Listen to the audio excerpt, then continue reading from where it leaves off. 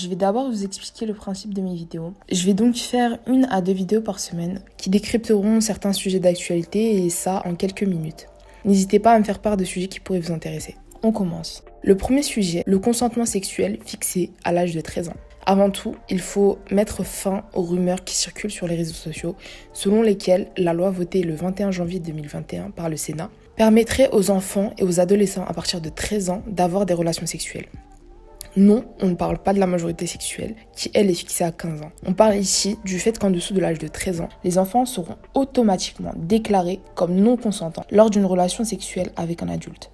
Ils n'auront plus à se justifier pour essayer de prouver quoi que ce soit et à se battre contre la présomption d'innocence de leurs prédateurs sexuels. C'est donc une loi qui permet un renforcement de la protection contre les abus sexuels sur mineurs. Globalement, c'est une bonne chose, même si l'âge de 13 ans aurait pu être augmenté. L'approbation de cette loi fait écho au hashtag MeTooIncest que vous avez pu voir circuler la semaine dernière, qui lui-même est né à la suite de la publication d'un livre qui s'appelle La Familia Grande de Camille Kouchner, dans lequel elle accuse son beau-père, Olivier Duhamel, d'inceste sur son frère jumeau. Cela a permis une certaine libération de la parole, même si on sait dans les faits que seul un faible pourcentage des abus sur mineurs finit en cour de justice.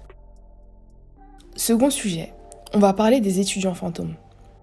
Comme vous le savez, et ce depuis plusieurs années, les étudiants sont une partie de la population qui est souvent laissée pour compte. Mais depuis le début de l'année 2020, avec ces vagues de Covid, de confinement, d'examens, d'arrêt de travail, d'augmentation des charges, de loyers, des augmentations du prix de la nourriture et finalement de la dévalorisation de leur vie en tant qu'étudiants, il est très difficile pour eux d'avoir une stabilité, autant financière que mentale. On a entendu parler ces derniers jours des vagues de suicide ou encore d'autres étudiants qui se laissent simplement mourir de faim. Et aussi, on a vraiment entendu parler de la vague d'échecs scolaires tous les jours sur les réseaux sociaux. Il y a des témoignages fréquents. Les gens se plaignent d'être en total échec, en burn-out, etc. Donc, c'est quelque chose qui est très présent actuellement, dont on entend parler tous les jours sur les réseaux sociaux. Il est certain que c'est pas la seule partie de la population qui souffre de la situation actuelle. On parle souvent des restaurateurs, de certains commerçants, des chauffeurs taxi et Uber et ceux qui travaillent dans le secteur de l'hôtellerie. Mais il faut dire que les étudiants, c'est l'une des seules parties de la population dont les médias ne parlent pas, ou du moins dont la situation ne change pas et même dont la situation se dégrade. Ce mouvement d'étudiants fantômes est donc né grâce aux étudiants de première année de sciences politiques à l'université de Montpellier, qui à partir d'un ras-le-bol ont décidé de faire entendre leur voix sur Twitter grâce au hashtag étudiants fantômes. Et du coup, ça a permis de libérer la parole et ouvrir la discussion sur ce sujet. Plusieurs étudiants ont pu s'exprimer. Alors, si vous êtes un étudiant qui vit dans une situation de précarité financière ou d'isolement ou encore de décrochage scolaire, la première chose à faire est d'en parler autour de vous et faites part de votre situation. Sachez que des chèques psy pour les étudiants seront disponibles à partir du 1er février 2021. Des repas à 1 € sont distribués par le Crous à midi et le soir. Vous pouvez également vous renseigner auprès de vos collectivités locales pour voir s'il y a des aides en fonction de vos difficultés. Il y a aussi possibilité de demander une révision du droit à la bourse pour ceux qui ne la reçoivent pas. Je vous laisse un lien qui vous renseignera sur vos aides possibles. En ce moment, on entend aussi parler de nombreux restaurateurs qui proposent de vous offrir des plats ou qui ont mis en place de fortes réductions sur les menus. J'en ai retweeté quelques-uns que vous pouvez retrouver. Enfin, le dernier sujet.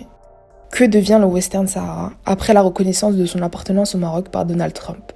Je vais vous faire un petit rappel historique. Suite à l'indépendance du Maroc en 1956, qui était sous protectorat français depuis 44 ans, puis à l'indépendance du Sahara occidental en 1975, sous colonie espagnole depuis 91 ans, le roi Hassan II a organisé la Marche verte, visant à reconquérir les territoires du Sahara occidental, qui appartenaient avant au grand empire chériféen, avant que l'Espagne et la France débarquent. Cette marche pacifique des Marocains du nord vers le sud, tout en ignorant le droit à l'autodétermination d'une certaine partie des ethnies locales, n'a pas permis la reconnaissance de l'appartenance de ce territoire au Maroc par la Cour internationale de justice et est resté un territoire sans réelle gouvernance ni organisation politique et est dit comme un État non autonome, et ce malgré la présence du Front Polisario soutenu par l'Algérie, qui a mené de nombreuses actions jusqu'au cessez-le-feu de 1991. Le Front Polisario a torturé et détenu 404 prisonniers, et bien plus, mais en tout cas 404 prisonniers ont été relâchés en 2005. Récemment, le sujet est revenu sur la table. Vous avez dû en entendre parler. Avec la reconnaissance de la souveraineté du Maroc sur ce territoire par Donald Trump en décembre 2020, contre la normalisation des relations entre Maroc et Israël, chose qui était déjà faite mais sous le manteau, tout le monde savait qu'il y avait des relations entre Maroc et Israël, mais c'était juste pas officialisé. On parle donc pas de la reconnaissance ici de l'État d'Israël, mais bien de la normalisation des relations. Rien de plus, rien de moins. Le souverain Mohamed VI a d'ailleurs assuré au président palestinien Mahmoud Abbas la poursuite de l'engagement permanent et soutenu du Maroc en faveur de la cause palestinienne pour ses droits légitimes. À l'international, par contre, les avis sont partagés. Certains gouvernements saluent la normalisation des relations avec Israël, tandis que d'autres gouvernements suivent l'avis du Front Polisario, qui est que le Polisario et le gouvernement sahraoui condamnent dans les termes les plus forts le fait que le président américain sortant, Donald Trump, attribue au Maroc ce qui ne lui appartient pas, et que cela s'opposerait au droit international. Le Front Polisario a promis de poursuivre les combats. La région risque donc de subir certaines instabilités. Voilà, c'est tout pour moi aujourd'hui.